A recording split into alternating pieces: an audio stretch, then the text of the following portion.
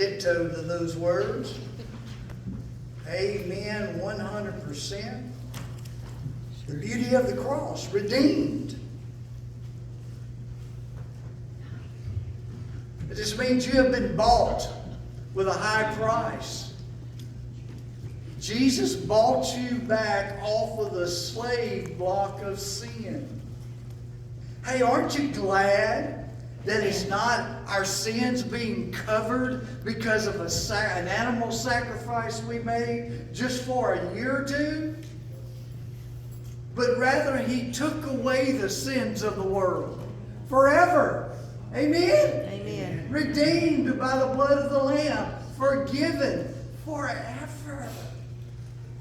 Sins past, present, and future forgiven. I pray you've trusted in that. I pray that you placed your faith in the finished work of Jesus on the cross of Calvary. It saves us from our sins. Forgiven. But not only that, 3 days later He came up out of that grave. Amen? Amen. The promise of eternal life. He said, because I live, you shall live also. And we talked about last week how the same power that raised Jesus from the grave is the same power that can live inside of you. If you're born again, it's the same power that does live inside of you right now. That's good news today.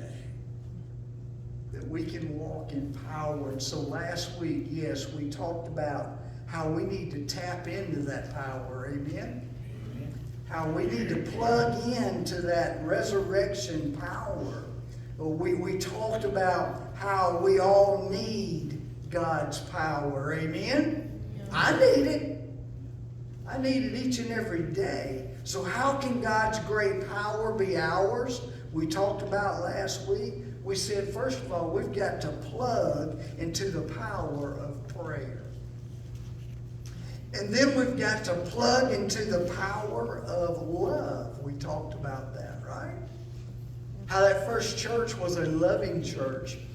So much that they worshiped together. They fellowshiped together. They broke bread together. They met in each other's houses daily together. But you know what? They even took it a step forward. The Bible said they sold all their possessions of land and their houses, and they brought it to the apostles in the house of the Lord, so that everybody could have everything all in common, is what the Bible says. And they would help them as they had need because of the resources that the Holy Spirit had given them. They loved one another. And we said we got to plug into the power of witnessing. Telling this great news to other people, how they spoke the word with boldness. Witnessing to other people. You know, and listen, y'all. We can have all the needed resources in the world. Everything at our disposal. But until we choose to plug into the power, it's not going to do us any good. We're going to live in darkness. Amen? Hey, listen. I mean, we can have all the substations out there. We can have all the light poles stringing all the lines down the road. And then we can have a line coming straight into this building, right? We can have all the wires to all the sockets and to all the light switches here in this building. But until we choose to plug in, until we choose to flip the switch on, it's not going to do us any good. I mean, so hey, we've got the resource right here. We've got to plug into the power. John, hit those lights for me.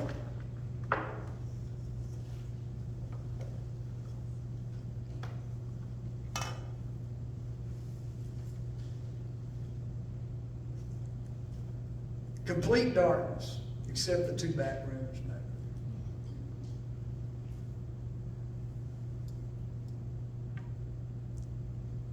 Y'all, this is what we're living in. We have a world out there that's living in darkness. You and I were once living in darkness.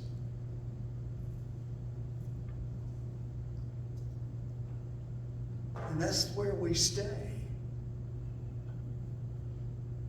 A spirit that's dead inside of us until we choose to plug in to the power source. And when we choose to plug into the power source, all of a sudden light comes into our life. And things change. And we begin to walk in power. And our lives are different. First time I saw you trying to sneak a kiss over there from the swimmer. Like we used to do in those movie theaters. Go ahead, John. Turn those back on. But nothing happens until we plug into the power. Today, part 2 of plugging into the power. We got to plug into the power, not just of prayer and of love and of witnessing, but we've got to plug into the power of forgiveness. And that's what I want to talk to you about today. So let's look at the power of a forgiving church. If you would, turn with me to Acts chapter 1, verse 14. This is going to be our launching pad this morning of Acts chapter 1 and verse 14. And there the Bible says, these all continued with one accord in prayer and supplication with the women and Mary, the mother of Jesus, and with his brother. Heavenly Father, we thank you for the resources that you've given us. Father, we thank you for the power that lives inside of us, those who have trusted in you and believed in Jesus Christ as Lord and Savior. Father, the power of the Holy Spirit that moves in to take up residence in us, to reside in us. Father, to lead us through this life journey called faith. Father, we confess today to you that we need your power. And we confess, Father, that without it we live in darkness. So, Father, we thank you for the light of the world who came to make that ultimate sacrifice on the cross of Calvary. And, Father, that he came up out of that grave, resurrected 3 days later. But, Father, he went back to you and sent the Holy Spirit to come and lead us. And Father, we thank you for your presence here with us today. Help us, Lord, to plug into the power source. In Jesus' name we pray.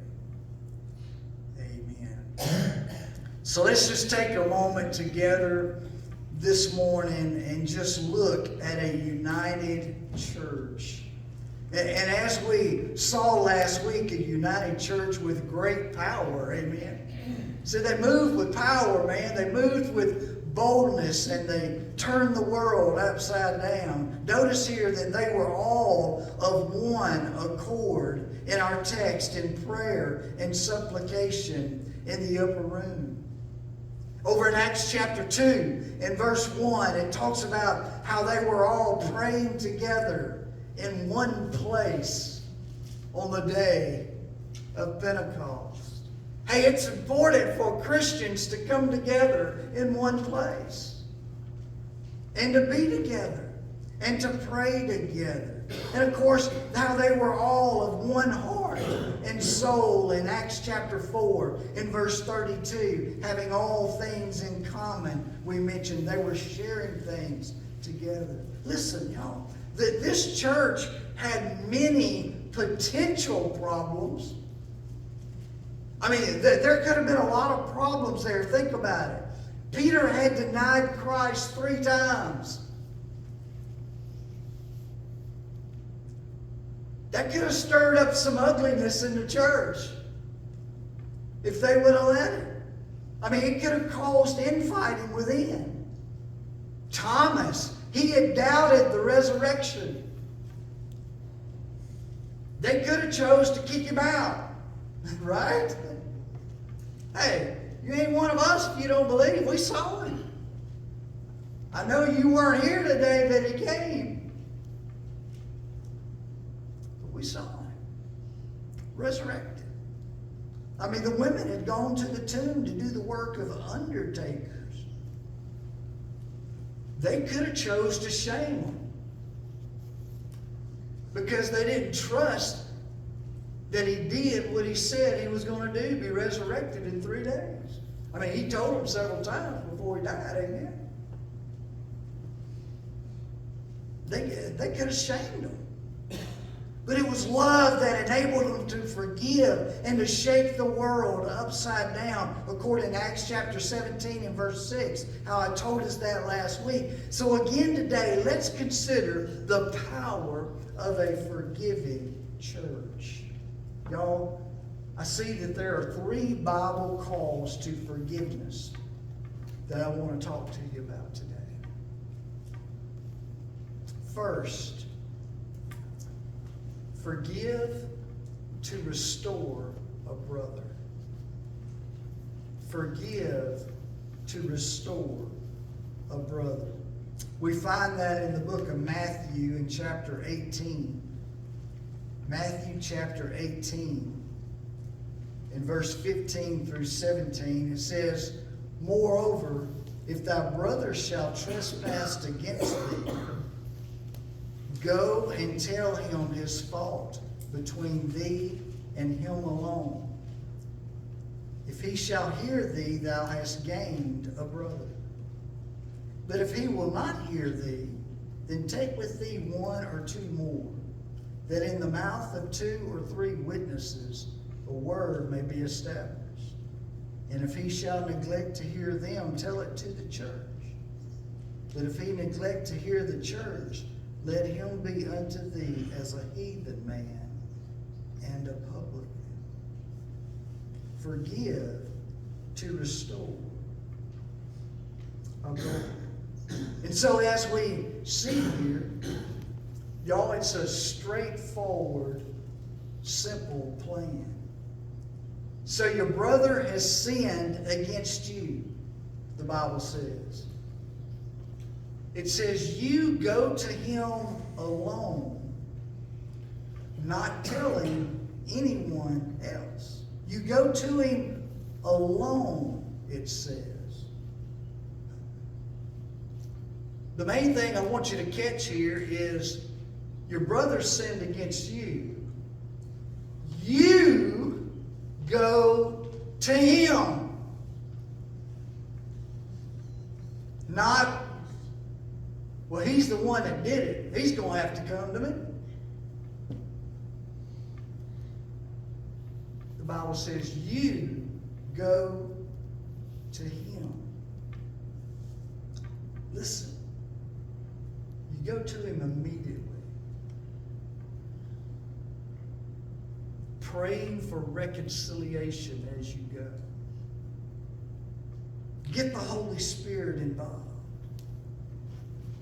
Praying for reconciliation as you go. Not going to tell him off, right?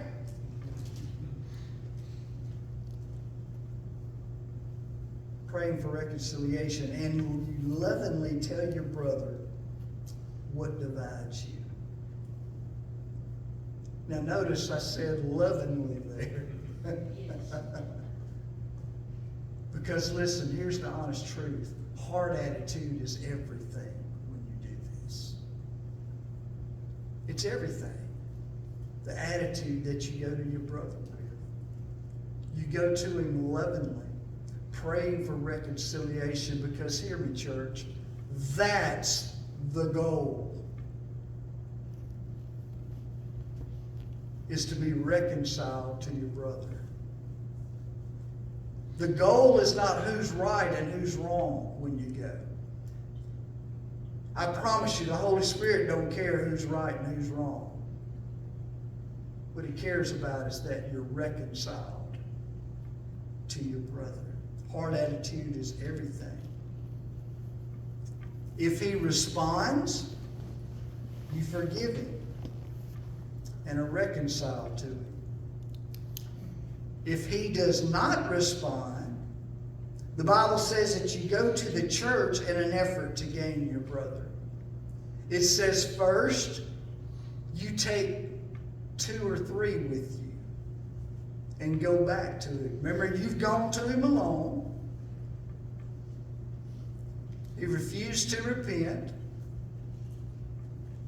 refused to be reconciled. He says, now you go to the church, you take 2 or 3 back with you. Try again. If he still doesn't listen, and it still is not reconciled and repentant, what does it say do? You take it to the entire church. You bring the situation before the entire church. If he still chooses not to be reconciled and not to repent, what does the Bible say to do? It says you treat him like a heathen man and a publican. You know what that means? You treat him like an unbeliever.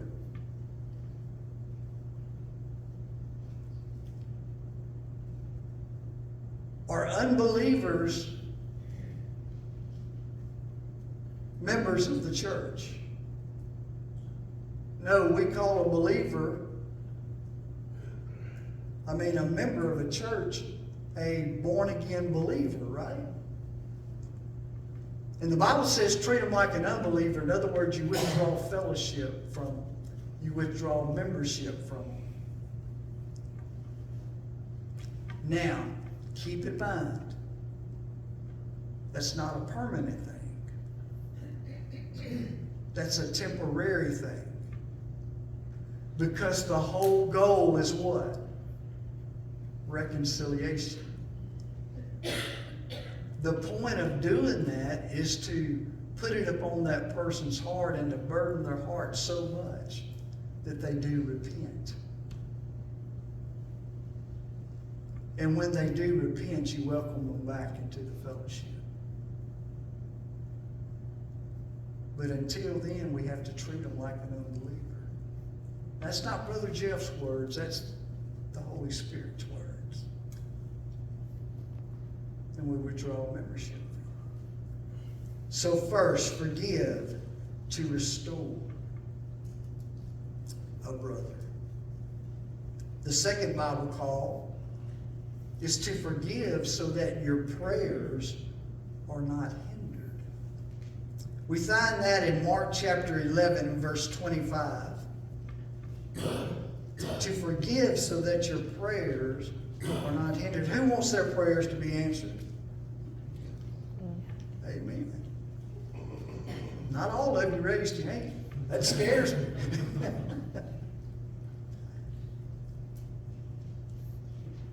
Forgive so that your prayers are not hindered. Mark chapter 11, verse 25. And when ye stand praying, forgive if ye have aught against any, that your Father also which is in heaven may forgive you your trespasses. But if you do not forgive, neither will your Father which is in heaven forgive your trespasses. Wow. I want you to first pay attention to that phrase in verse 25. And when you stand praying, forgive. When you stand praying, forgive. There's fixing to be 2 contexts in this that we're going to look at. Context number 1 is right here. When you stand praying, forgive if ye have aught against any.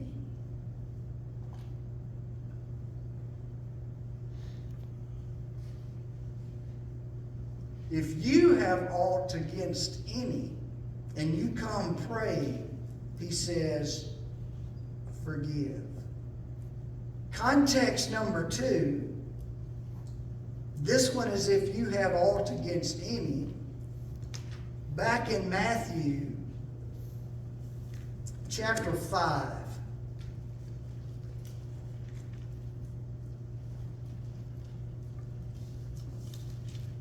Matthew chapter 5, verse 23 through 26. Therefore, if thou bring thy gift to the altar, same situation. When we pray before the Lord, as the other one mentioned, if you stand praying, it's you coming to the Lord, amen? The Bible says in Romans chapter 12, verse 1 and 2, we no longer have to bring an animal sacrifice. We bring ourselves as a living sacrifice, right? We can do that in prayer. Same type context here. Therefore, if you bring thy gift to the altar, that word gift there is like sacrifice, okay? So if you're coming to the altar yourself as a living sacrifice, and there remembers that thy brother hath aught against thee. There's the difference of the context there. While in the other one, you have something against your brother for whatever reason. Here, if you remember that your brother has something against you, leave there thy gift before the altar and go thy way. A while ago he said, forgive, right? If you come stand and pray, forgive. Here he says, if you come praying, get up. If you know that somebody has something against you. In other words, I'm not going to hear your prayer. You get up, you leave there thy gift before the altar and go thy way. First be reconciled to thy brother, and then come and offer thy gift. Agree with thine adversary quickly, whilst thou art in the way with him, lest at any time the adversary deliver thee to the judge, and the judge deliver thee to the officer, and thou be cast into prison. Verily I say unto thee, thou shalt by no means come out thence till thou hast paid the uttermost farthing. In their culture, they would have fully understood bringing a gift to the altar. It says, look, you don't want it to go that far. You know? And what he says there is, as not just thou be cast into prison, but till thou hast paid the uttermost farthing. You know what that just speaks into my heart? There's going to be a high price to pay if we don't be reconciled to our brother. If we don't settle it, if we don't forgive our brother. And so we see these two different contexts here. Church, all I'm trying to say this morning is that effective prayer is vital to any church. Amen? It is. So we want our prayers to be effective. I mean, the first meeting of the early church was a prayer meeting, right? Remember Acts chapter 1, verse 14? They were all of one accord in prayer and supplication. And when believers agree in prayer, you know what? Good things happen. Good things happen. Praise God. Praise God. But we learn here that we cannot pray effectively unless we forgive. The great John R. Rice, born in 1895 and he passed away in 1980. He was a great soul winner, a Baptist evangelist, and preacher, wrote several books. He was an author. In one of his books, he wrote this: "It is obvious that every Christian who tries to pray with unforgiveness in his heart finds a great wall of his sins piled up between him and God, which he cannot get removed and cannot get taken out of the way until he forgives all that others have done against him." That's pretty powerful words right there. Amen? But even God told us, if you regard iniquity in your heart, I will not hear from heaven.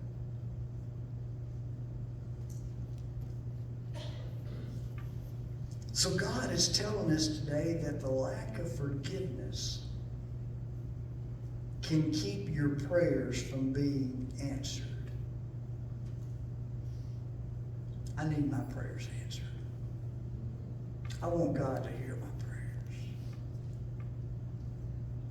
Let's forgive. Amen. Here's the third Bible call to forgiveness is to forgive so that we do not grieve the Holy Spirit. Forgive so we do not grieve the Holy Spirit. Ephesians chapter 4, beginning in verse 30 through verse 32. "And grieve not the Holy Spirit of God, whereby ye are sealed unto the day of redemption." He's fixing to tell us how not to grieve the Holy Spirit. Some ways to do that. "Let all bitterness and wrath and anger and clamor and evil speaking be put away from you with all malice. And be ye kind one to another, tender-hearted," here it is, "forgiving one another, even as God for Christ's sake hath forgiven you." Why did the early church have so much great power? I mean, when you think about it, the members were weak and imperfect, just like you and I, right? Yeah, they were human, just like you and I are. But it's because the Holy Spirit was their source of power. And they knew how to plug into that. You see, the Bible says they were filled with the Holy Spirit. We talked about that last week. Being filled with the Holy Spirit. Not how much of the Holy Spirit do you have. Because when you got saved, the Bible says we were sealed with the Holy Spirit. Guess what? You got him all. God didn't hold nothing back. He's your down payment, if you will, for eternal life. But being filled with the Holy Spirit is how much of you have you allowed the Holy Spirit to have.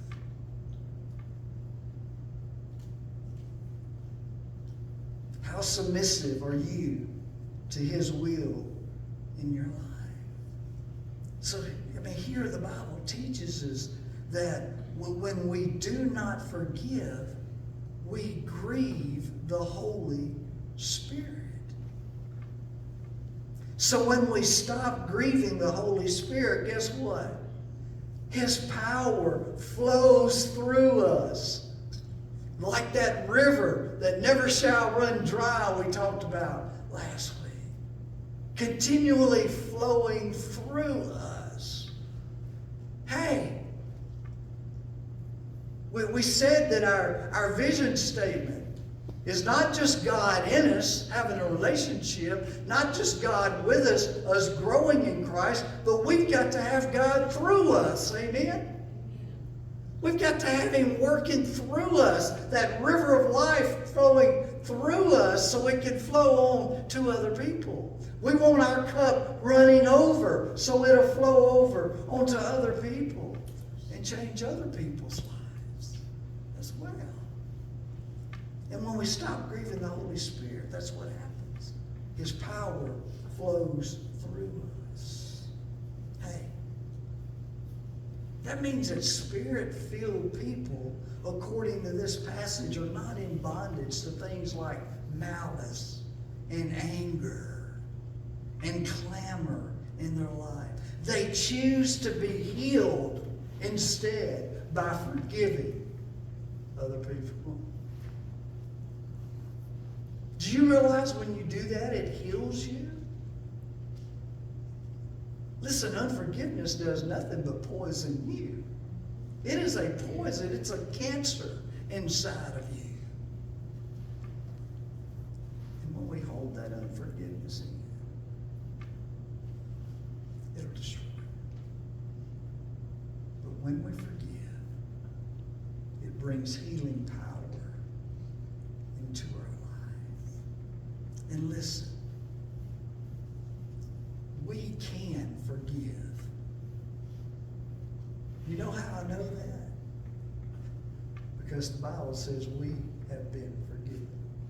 Did you catch that in verse 32? Forgiving one another, even as God for Christ's sake hath forgiven you. You know what that means today? There's no excuses. There's no excuses not to forgive. Because Christ has forgiven you. I don't know about you, but I've been forgiven much. You know what that tells me this morning? I need to be forgiving others much. Because Christ hath forgiven me. So,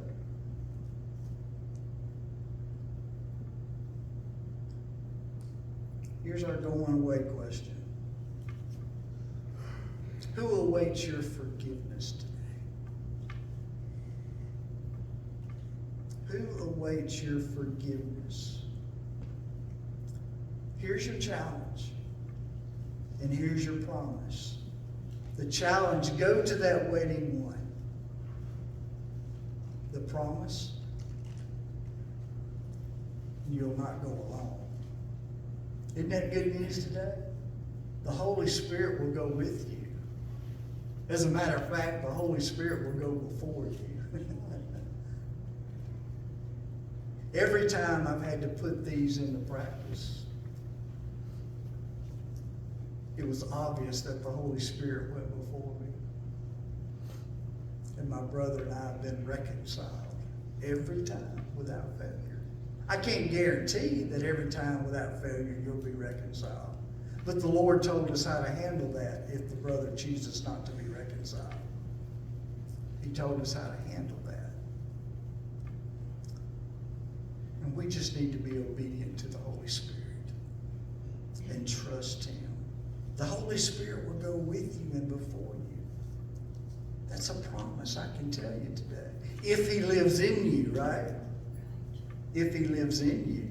So I guess the bigger question today is, does He live in you?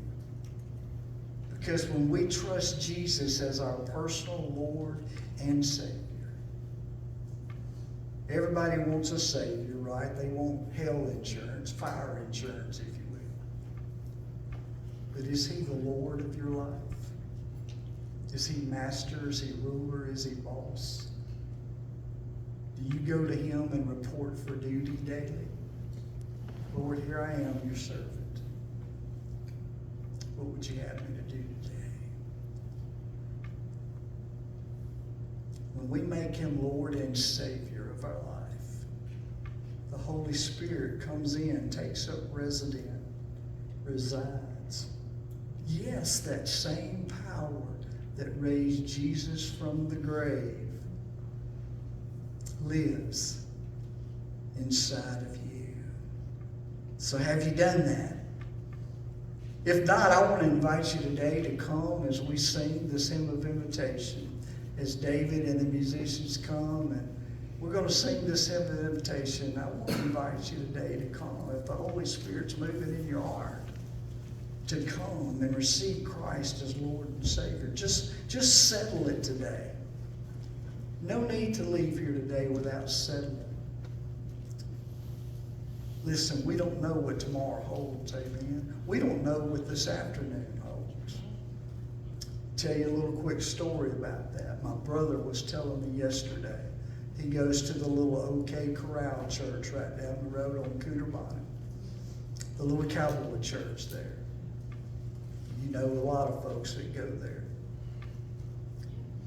They had a young man that was troubled, that was jailed, got on a work release program. His supervisor at his work brought him to church. The police allowed him to go as long as he was with the supervisor. 2 weeks ago, the young man got saved and baptized.